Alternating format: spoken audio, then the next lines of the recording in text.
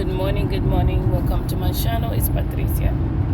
I want to talk about the Jehovah Witness organization. As you know, I used to be part of the organization 4 years ago. I used to make a lot of videos. My number one motive was to kind of support and help other people to overcome and to deal with it, the consequences that comes with it, being shunned or disfellowshipped or leaving on your own or deciding never to be part of it. So the rest of the world that is not in an organization does not understand what we have to go through. And some people resent us because while we were part of the organization, there are some things that we have done and said to people that they hurt their feelings. And because of that, some people, resent us. And now that we are out, people are confused because they don't know what to do with us. So, and as an ex-Jehovah Witness, I used to, like I say, I used to post videos and to talk about my experiences within the organization and the things that I went through, the things that happened, the things that I saw, and the things that I didn't saw. So, but because of some of the things I was going through, I had a healthcare scare, I had family members that died, and I was trying to protect my family, my parents, for being a witness, due to their health problems. I was really afraid that my videos were impacting them, or were going to impact them, or were going to get them to get treated badly by some people within the organization, and I didn't want to cause them any more harm, because anybody that is in an organization knows what a family member that suffers when their family members is disfellowship, shunned, or leaves the organization. So they have to go and do a lot of pain. It's not only the person that leaves, it's also the people that truly loved you or love you that are staying in and they cannot have a relationship with you.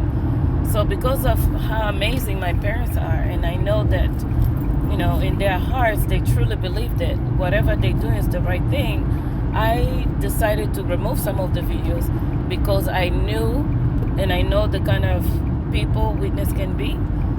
And like the elders, I know some of the members of my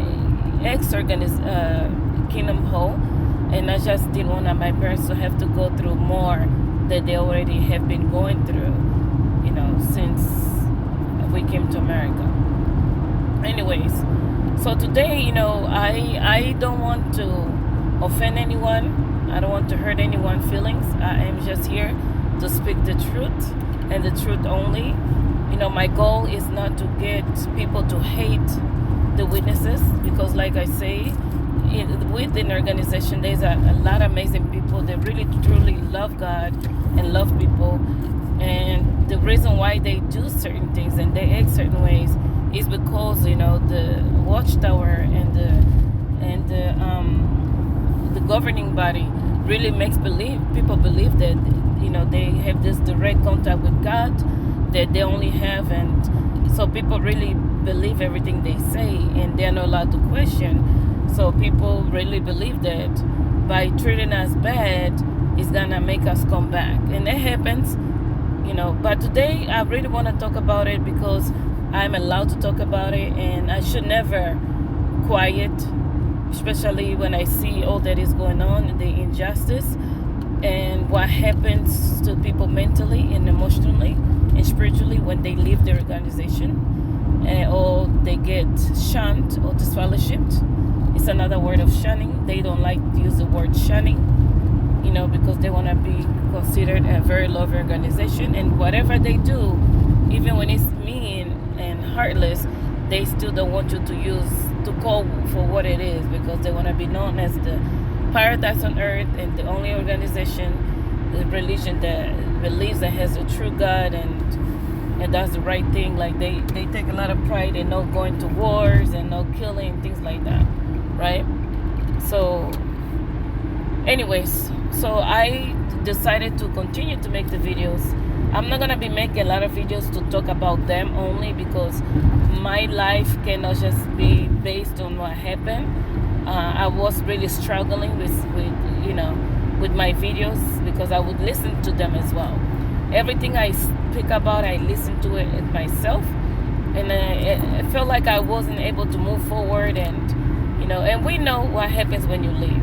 Like, the world might not understand, but you that are in the organization, you have an idea. But you that are out and being disfellowshipped or decide to leave, you know what we go through. We know the battle that we have to face every day, from missing people, dreams, nightmares, and things like that. Depression, anxiety. So a lot of people commit suicide and things like that. And so today I'm gonna talk about why it's so important for the Jehova Witnesses, active ones in the Watchtower and the governing body. Why it's so important for them to see a shunned, disfellowshipped, or a person that no longer wants to be part of an organization. Why it's so important for them to see us fail.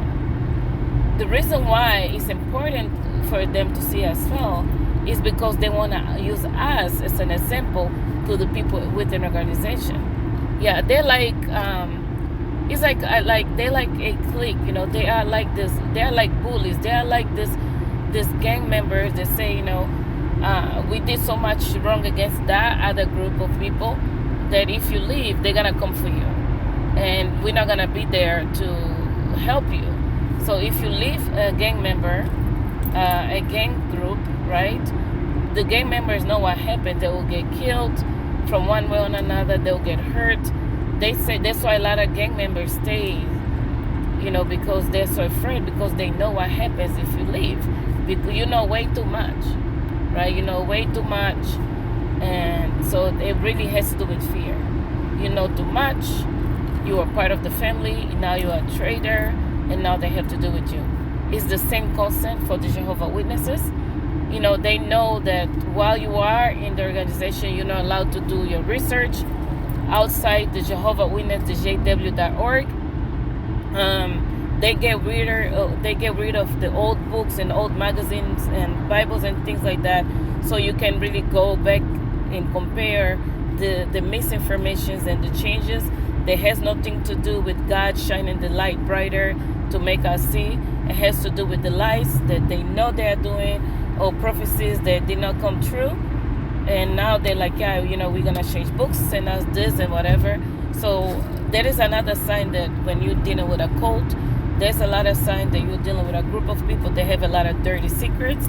So they keep on making changes, but they will say those changes are good.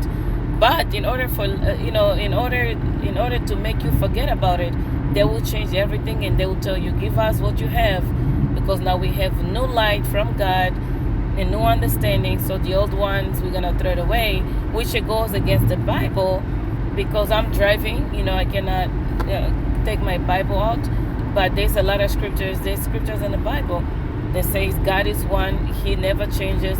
So when you are part of an organization that continually changes, it's not of God. And before, and in the beginning when I started doing my videos, I used to be kind of afraid to say that, because I thought it was life for me, and I thought God was gonna punish me.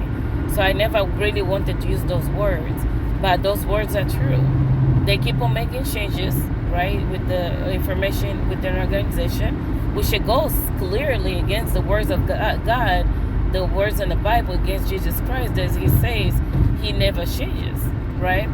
So, but there's constant changes with an organization, and now, they say it's because God is shining new light, and He's given the governing body, which they have this direct contact with God, and they're doing those changes to benefit the organization. But not really. They're doing those changes because they know that the lies are about to be exposed. So they change it before they get exposed, and then they say, yeah, send us whatever you have. So that is red flags. Just because I change homes doesn't mean that I have to get rid. I have to throw away everything I had on the other house, right? Just because I buy a new pair of shoes doesn't mean I have to throw away every other pair of shoes I have. So Yeah, so this is one big red flag, but we don't see when you are in the organization. You really think, wow. And the way that they celebrate it too. So there's another thing that cults do. There's a lot of things that's one of the things that bad people do. What, bad leaders that will do. They know that people are going to be questioning them. Why do we have a new Bible? Why are we changing this and that? So they will do in a way of celebration. Oh my God. When they announce a new Bible or a new book or whatever, they talk like, yeah, God, Jehova sent us this. Yeah, everybody's clapping. It's a distraction. They do that to distract you. So you don't really focus on why the changes. You basically just focus on, wow, we are celebrating something new. It's another way that they do to distract people from really understanding what is really happening. And what is happening is fraud. I call a spiritual fraud. That is something I like to call anything that is not true, anything that is falsely advertised, so people can gain the benefits for themselves, is fraud. So to me, the watchtower and the governing body and the elders, they are fraud, because they know that they are lying. They know that by praying in the name of Jesus, we all can have direct contact with God. But they make it seem like it's a secret, that the elders will sit together and they will pray, and Jehovah is going to talk direct to them. So when they disfellowship you, and they say, now you are on your own. You no longer have our protection. Do you see the connection between them and gang members? Now you are on your own. Now the enemy will do with you whatever he wants to do with you. Do you see that?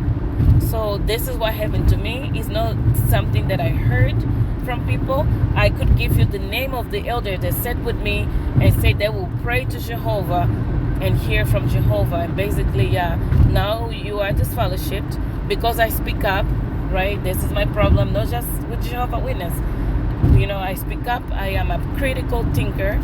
I stayed in an organization enough to know why I was feeling rebellious, why I wasn't feeling certain good, why I wasn't feeling a certain way, is because deep down I knew something was wrong. And I spoke about it. I sent emails about it. And because of that, it's one of the reasons why I got disfellowshipped, right? So I like to hear the truth. I like to speak the truth when it comes to faith. And I do not want nobody to be around me. That's one thing about me. I rather not have any friends. I don't want to be around anybody that only does it for one reason, right? With an organization, there's a lot of people that still have race problems. There's people that have so many problems, but they have to fake this. They have this fake illusion of love, right? They truly believe that they have the unconditional love, which they don't. And to make you, they will celebrate you, they will love bomb you, but from the moment you cross the line, you ask questions, you don't agree with something, you do research somewhere else, they will red flag you. Somebody actually told me, you have been red flagged all over. You are being watched. An elder told me that in the car, and the elders told me that was on my own. I didn't have the organization protection, which is crazy, because our protection is not the organization. Our protection is God, because you say, whatever you ask in my name, Jesus is going to be given to you. So they make the organization seem so big. They give the elders this power that is like people are worshiping an organization. They are not worshiping God. They are worshiping an organization, right? So, but for the organization of the Jehovah Witness, it's very important that people like you and I that are not interested in going back to the organization, they speak against and speak up and expose the lies. They want bad things to happen to us, because they want to make the people that are inside believe that look what happens when you leave Jehovah. You're gonna fall into drugs, you're gonna fall into drinking, you're gonna go crazy, you're gonna go out, you're gonna go through to this, you're gonna get sick. And it's sad and disgusting. It's not just sad, I call it disgusting. Because, a lot of members of the organization of the Jehovah Witness, they are suffering today in silence, is because they are so afraid to be told they are weak spiritually. Because many people within the organization are depressed, have mental illness, are sick spiritually, physically, emotionally. They feel hopeless. They have doubts. They have spiritual doubts. Many of them suffer in silence because they don't want to be labeled as spiritually weak. And we know the organization loves that. Oh, that sister so needs this because right now they're spiritually weak. If you don't go to the services, if you don't report the hours they tell you have to report, and if you don't give out the magazine, if you don't do this and that, you are already labeled in certain ways. You don't get certain privileges. You don't get to go to certain things. They have to approve you for things like, do you understand how sad that is? How disgusting that is? And you tell me it's just not a cult? For people that say it's not a cult, it is a cult. Because you have to act, you have to be just like them. You cannot question them. You cannot speak about it. You cannot say, I don't agree with this, because it's a cult. That's the worst thing you can do in a cult, right? That's why when you're a gang member, right, if you talk to your leader, they won't even talk to you many times. They will have people that will come and tell you what to do, and they will say, hey, that person say. If you question them or if you say no, they will kill you, or they will hurt you so bad to teach you a lesson. So the gang people might shoot you, or they will kill somebody you love, or they beat you up until you almost die, and you survive. If you survive, they will say, see, now you learn a lesson, never to question me again, never to cross me again, never to say no again, never to look at me in the eye again. Do you see? It's the same thing. So the Jehovah Witness, they're not going to kill you or beat you up physically, but they will do so emotionally, spiritually. They will shun you. They will announce you, right? And they do that to humiliate you. And then they want you to be in every meeting. So you won't, if you want to be reinstated, you have to be every meeting where nobody's going to talk to you. People are going to see you coming in. They're going to go in so fast. So they don't have to, because they cannot say hi. So they don't need to be close to you. You'll get treated like crap. They cannot say hi to you. They cannot say bye to you. They will not sit next to you. They will not look at you. They will treat you like, we don't even treat animals that way. We don't even treat plants that way. Not even rocks, right? Because when we see rocks, we're like, oh my God, look how beautiful that rock is. Look how beautiful that plant is, that flower. Hi, puppy. Hi, little kitty. Imagine you being inside of a building, inside of a small room with people that you love, and the people that you spend all your time with in service and meetings, and now you are like a fly in the wall. Nobody can look at you. Nobody can talk to you. They will break you down emotionally, spiritually, okay? Because they want you to suffer. They want you to feel humiliated. They want you to feel small. They want you to feel, oh my God, I need to come back. I need to come back so that I can get that back. So they cannot handle when they find somebody like me that says, you know what, I'm not going to do that. You are not God. My salvation is not in your hands. You didn't give me life. You don't get to treat me that way. When they find people like me, they want to make sure that everybody knows that, oh, she's an apostate. She's against Jehovah. She does not love Jehovah. Oh, yes, I love him more than you do. Because now I know that I will never treat anybody that way. Anybody, not even my enemy, I treat that way. Right? So they actually will cause you emotional and spiritual trauma, making you believe that now Satan can do whatever he pleases with you. You're going to have demonic attacks, just like the elders told me. And I'm going to be on my own, giving me nightmares. They cause me trauma. They cause me to do things and say things and act in the ways that until today, sometimes those things haunt me because they beat me to the ground. They beat me to the ground. They led me to bleed to death. And they stabbed me and they tried to kill me even more when they knew I'm not coming back to the organization, right? I could sit here for hours and tell you some of the experiences I had that they thought that those experiences was gonna make me come back to them, which it actually helped me to see who they really are and how evil those leaders are, and say I will never be part of you again. That was in 2015. I will never forget when my mom was sick and they did some nasty stuff at the hospital, so nasty that the staff members of the hospital say, who are those people? Why are they treating you that way? Do we need to stop them from coming here?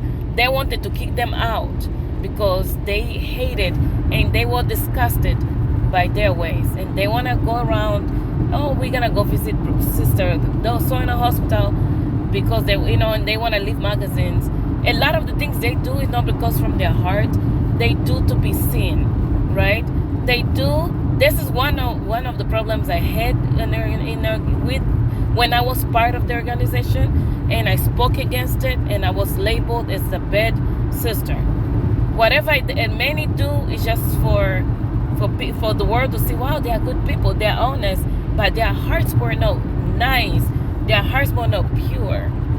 So yeah, for them it's important to see us break down and do bad things and depressed and losing relationships and failing marriages and falling to drugs, so that they can say that it's because we left them. So the other people they are in, can be afraid of leaving too, because they know if it wasn't because of fear, they would not have the members that they have today. Many would be the people that would leave every day, because people are not blind. People will see, oh my God, these people are actually crazy. But imagine you losing everything you know. So yes, people, I pray to God that whoever you are, if you are in this fellowship, you decide to leave or whatever your situation is, please don't give them the pleasure of seeing you break down. Don't. This is what they want, to use you. Search for help.